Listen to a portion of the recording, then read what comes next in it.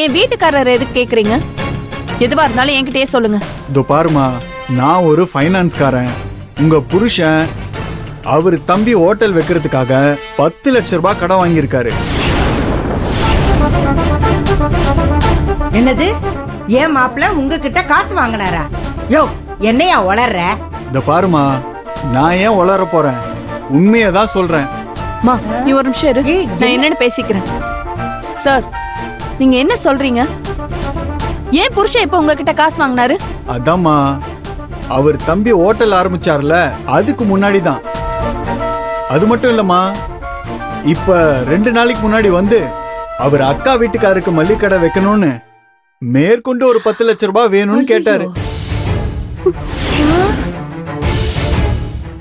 அடியே, என்னடி இது?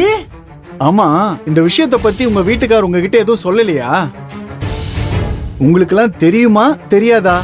இல்ல, இந்த விஷயம் எதுவும் எனக்கு தெரியாது. அது அவரோட சொந்த பணம் தான் நான் நினைச்சேன். இங்க பாருங்கம்மா, நான் யாருக்கும் பொதுவா பணம் கொடுக்கும் போது குடும்பத்தாளுங்களை பக்கத்துல யாரையாவது வச்சுக்கிட்டு தான் கொடுப்பேன். ஏன்னா ஒருவேளை காசை வாங்கிட்டு ஏமாத்திடக்கூடாதுல்ல.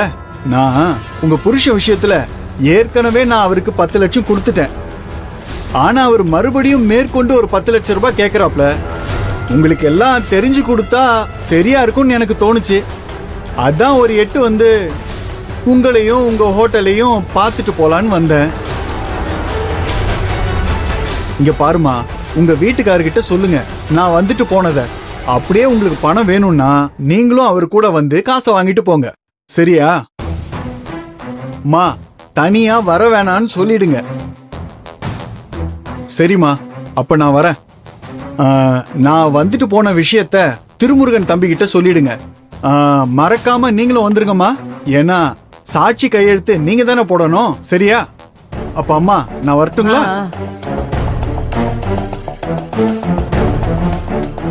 ஏங்க, போலாம் வாங்க.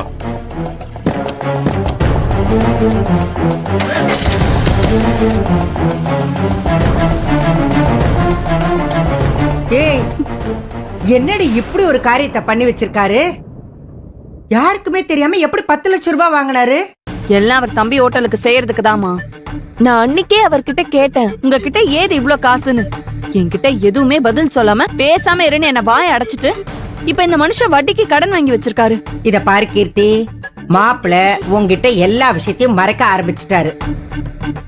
பாரு, இன்னொரு 10 லட்சம் வாங்கி அந்த மகாவுக்கு மளிகை கடை வச்சு கொடுக்க போறாராம். இதெல்லாம் ரொம்ப அநியாயம்டி. இப்படியே அக்காவுக்கும் தம்பிக்கும் கடனை வாங்கி கொடுத்துட்டு இருந்தாருன்னா அப்புறம் யார் இந்த கடனெல்லாம் அடைக்கிறது? நாளைக்கு நீயும் புருஷனும் நடு தெருவுல தான் போய் நிக்கணும். இந்த விஷயத்த நான் சும்மா விட மாட்டேமா. அவர் வரட்டும், இந்த விஷயத்த பத்தி நான் கேட்காம விட போறது இல்ல. கீர்த்தி, எந்த பொண்டாட்டியும் புருஷனை கடன் வாங்க விட மாட்டா. அது தெரிஞ்சுதான் மாப்பிள்ளை உங்ககிட்ட எல்லாத்தையும் மறைச்சிருக்காரு. நீ சும்மா விடாத. அவரோட வீட்டு ஆளுங்களுக்கு செய்யறதுக்கு எப்படியாவது நீ முற்றுப்புள்ளி வச்சே ஆகணும். இல்லைன்னா இப்படி ஹோட்டலுக்கு வர்ற காசெல்லாம் அப்படியே வட்டிக்கு தான் போகும். நாளைக்கே உங்களுக்கு ஒரு குழந்தை பிறந்ததுன்னு வச்சுக்கோ, அதுக்கு ஏதாவது செய்யணும்னா உங்ககிட்ட எதுவுமே இருக்காது. பார்த்து சூதானமா இருந்துக்கோ, அவ்வளவுதான் நான் சொல்லுவேன்.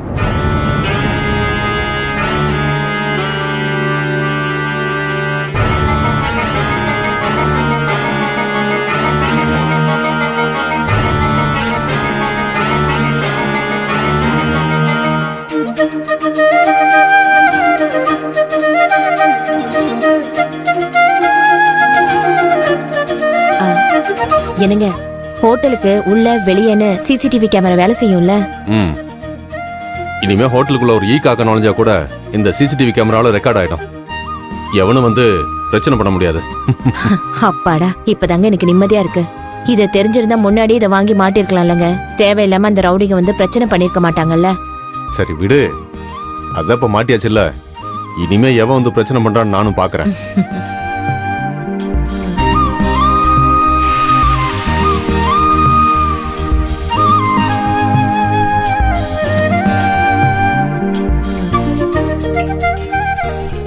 அண்ணா, வேலை எல்லா வேலையும் முடிஞ்சா? முடிஞ்சிச்சு வேலை. எல்லா வேலையும் முடிஞ்சு. சரிண்ணே, ஏங்க அதை என்கிட்ட கொடுங்க. கையில என்ன பற்ற போகுது? ஆமாம்மா, எதுக்கு நீங்க இந்த வேலையெல்லாம் செய்றீங்க? நாங்க எதுக்கு இருக்கோம், நாங்க பாத்துக்கிறோமா. அதெல்லாம் ஒண்ணும் பரவாயில்லண்ணே. இன்னும் கொஞ்சம் தான் இருக்கு. முழுசா முடிஞ்சதுக்கு அப்புறம் எடுத்துக்கோங்க. சொன்னா கேட்க மாட்டீங்க. சரி வேமா வாங்க, பூஜை ஆரம்பிக்கணும். சரி வேலு, நான் வந்துடுறேன், நீங்க போய் ரெடி பண்ணி வைங்க. சரி அண்ணா போலாமா?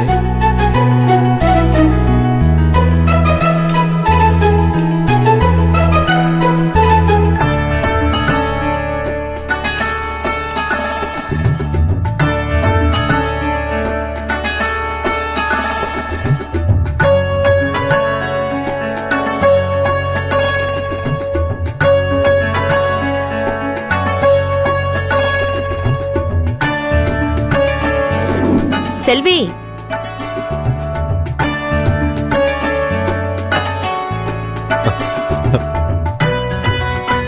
என்னம்மா அது?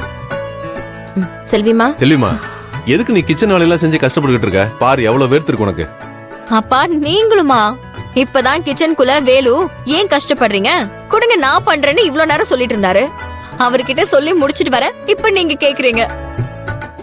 பின் என்னம்மா, நீ வேலை செய்யறதுக்கா நான் எவ்வளவு பெரிய ஹோட்டல் வச்சு கொடுத்துருக்கேன். நீ ராணி மாதிரி சொகுசா கல்லாப்பட்டியில உட்காந்து காசு வாங்கி போடுற வேலையை மட்டும் பார்த்தா போதும். அப்பா, நம்ம ஹோட்டல் வேலை எதுவா இருந்தாலும் அதை இறங்கி நாம தானே செய்யணும். சும்மா சொகுசா உட்காந்துக்கிட்டு காசை மட்டும் வாங்கி போட்டுட்டு தான் எப்படி அடுத்தடுத்து எப்படி முன்னேறி போறது? ஏங்க நேரம் ஆயிடுச்சு, பூஜை ஆரம்பிச்சிடலாமா? ஆமாமா, சரி, பூஜை சரி ஆரம்பி. செல்விமா, கற்பூரம் காட்டு.